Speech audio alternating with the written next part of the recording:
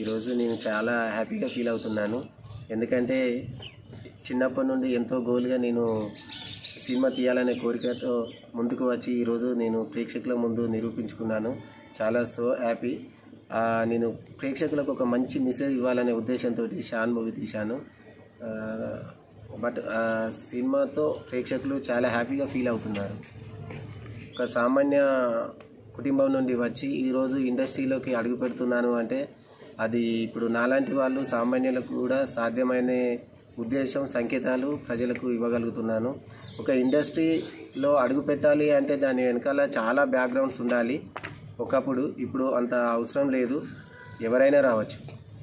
Present cinema చూస్తున్న ప్రేక్షకులు అయితే ఉన్నంత వరకు బాగానే ఉందని చెప్తున్నారు.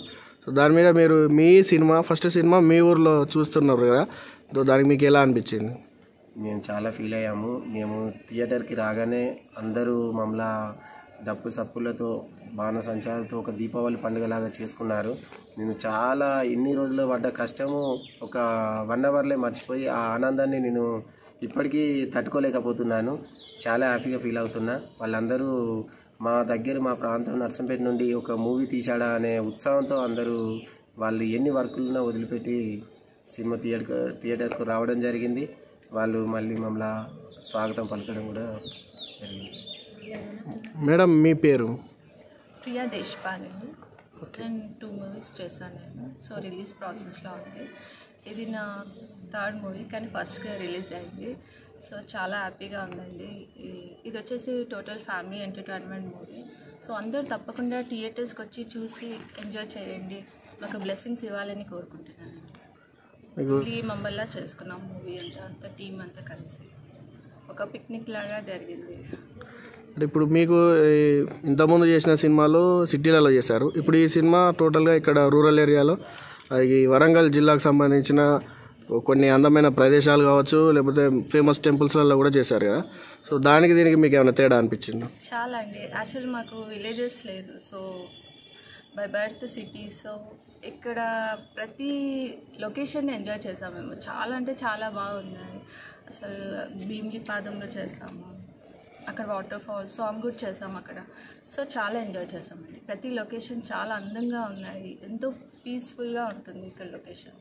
నాకు చాలా ఐ లైక్ ఇట్.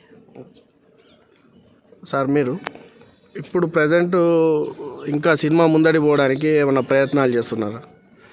ఆ మూవీ ముందుకు తీసుకుపోవాలని, ప్రేక్షకుల ముందుకు తీసుకుపోవాలని మేము చాలా పబ్లిసిటీ కానీ అన్నీ కానీ చేయడం జరుగుతుంది. సినిమా మెసేజ్ అనేది ప్రేక్షకుల ద్వారానే బయటికి వెళ్తుందని నేను కోరుకుంటున్నాను. మీకు థియేటర్ విషయంలో మన దిల్ రాజు గారు సపోర్ట్ చేశారని బయట టాక్ వినిపిస్తుంది, అది ఎంతవరకు నిజమండి?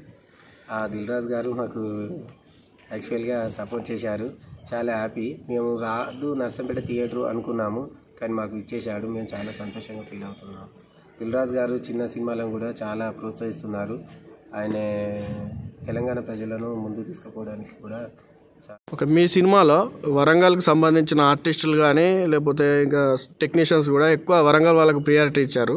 సో వాళ్ళు ఏ విధంగా ఫీల్ అవుతున్నారు? మీకు వాళ్ళు యాక్చువల్గా ఏంటంటే నేను క్యారెక్టర్ కోసం కొన్ని స్టూడియోస్ చుట్టూ తిరిగినాను. క్యారెక్టర్స్ ఎవరు ఇవ్వలేదు. నా దగ్గరనే డబ్బులు ఎక్స్పెక్ట్ చేశారు, ఎంత ఇస్తారు ఏంటి అనేది. అలా తిరిగి లాస్ట్కి కొందరు డబ్బులు ఇచ్చి కూడా క్యారెక్టర్ తీసుకోలేకపోయినా. అప్పుడే అనుకున్నాను, ఏదన్నా నేనే డబ్బు సంపాదించైనా కానీ నేను ఒక సినిమా తీసుకోవాలి, నేనే ఓన్ బ్యానర్ మీద సినిమా తీసుకొని ముందు తీసుకుపోవాలి అనుకున్నాను. అదే విధంగా సినిమా తీసే ముందు నేను ఎక్కడి వాళ్ళకు కాకుండా నా లోకల్ వరంగల్ ప్రాంత వాళ్ళని ఆర్టిస్టులను గుర్తించి వాళ్ళకు క్యారెక్టర్ ఇస్తే వాళ్ళు ముందుకు పోతారనే ఉద్దేశంతో వాళ్ళందరినీ నేను తీసుకోవడం జరిగింది. ప్రతి ఒక్కరికి మంచి క్యారెక్టర్ ఇచ్చి వరంగల్లో వాళ్ళ పేరు మన సినిమాలో ఉండేలాగా చూశాను. ఈ సినిమా ద్వారా మీరు జనాలకు ఎటువంటి మెసేజ్ ఇవ్వాలనుకుంటున్నారు? ఈ సినిమా ద్వారా ప్రతి ఒక్కరికి ఒక మెసేజ్ అనేది వెళ్ళిపోతుంది.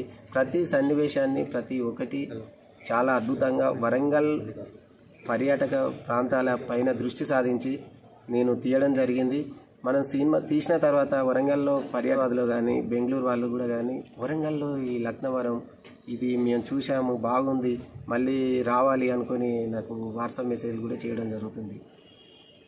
ఇంకా మీరు ఇప్పుడు ఈ సినిమా తర్వాత ఇంకా నెక్స్ట్ ఏం ప్రాజెక్టులు ఉన్నాయి? మళ్ళీ సినిమాలు తీయబోతున్నారా ఇంకా? యా, నేను దీంతో చాలా నేర్చుకున్నాను. నేను ముందు నెక్స్ట్ ప్రాజెక్ట్ కూడా స్టార్ట్ చేసేందుకు రెడీగా ఉన్నాను. స్క్రిప్ట్ కూడా రెడీ చేసుకున్నాను. నెక్స్ట్ ఈ ఫిబ్రవరిలో సెకండ్ సినిమా నేను ప్రాజెక్టు స్టార్ట్ చేయబోతున్నాను. ఇప్పుడు ఆ సినిమాకు కూడా ప్రొడ్యూసర్ అండ్ డైరెక్టర్ హీరోగా మీరే వ్యవహరిస్తారా?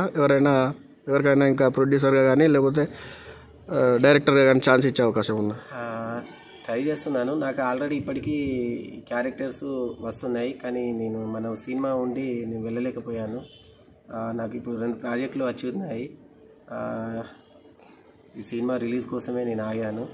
నెక్స్ట్ నేను మళ్ళీ ఓన్గా చేసుకున్నాం అనే ఉద్దేశంతో నేను బయటికి సెకండ్ ప్రాజెక్టు ఫిబ్రవరిలో స్క్రిప్ట్ రెడీ చేసుకొని ఉన్నాను. నెక్స్ట్ సినిమాలో కూడా ఇక్కడ లోకల్ వాళ్ళకి అవకాశం ఇస్తారా, లేదంటే ప్రొఫెషనల్ అంటే ఇంతకుముందు ఆల్రెడీ ఎస్టాబ్లిష్ అయిన యాక్టర్స్ని తీసుకొచ్చి చేపించుకుంటారా? ఇప్పుడు అంటే ప్రొఫెషనల్స్కి లోకల్ వాళ్ళకి అందరికీ కలిపి వాళ్ళ క్యారెక్టర్ని బట్టి నేను డిసైడ్ చేస్తాను. మీ సినిమాకు సంబంధించిన టెక్నీషియన్ సపోర్ట్ కానీ లేకపోతే హీరోయిన్ గారితో మీకు ఉన్న సపోర్టు మీ సినిమా తీసే టైంలో ఏ విధంగా ఉందండి? సినిమా తీసే టైంలో నేను ఫస్ట్ టైం ముందుకు రావడం వల్ల కొంత టెక్నీషియన్స్ వల్ల ఇబ్బందులు చాలా ఎదుర్కోవాల్సి వచ్చింది. మెయిన్ కెమెరామెన్ నాకు చాలా మైనస్ చేశాడు. కెమెరామెన్ వల్ల నేను చాలా వర్క్ చేసుకోలేకపోయాను. ఆ వర్క్ ఫుటేజ్లు కూడా ఇచ్చే విధంగా ఇవ్వలేకపోయాడు. దానివల్ల కొంచెం ప్రేక్షకుల ముందు నేను సారీ చెప్తున్నాను. ఎందుకంటే థియేటర్లో ప్రేక్షకుల ముందు కెమెరామెన్ పర్ఫెక్ట్ ఉంటే బాగుండు. నేను ఎంత చెప్పినా వినకుండా పోయాడు. అతను వల్ల కొంచెం నాకు మైనస్ లాగా అనిపించింది.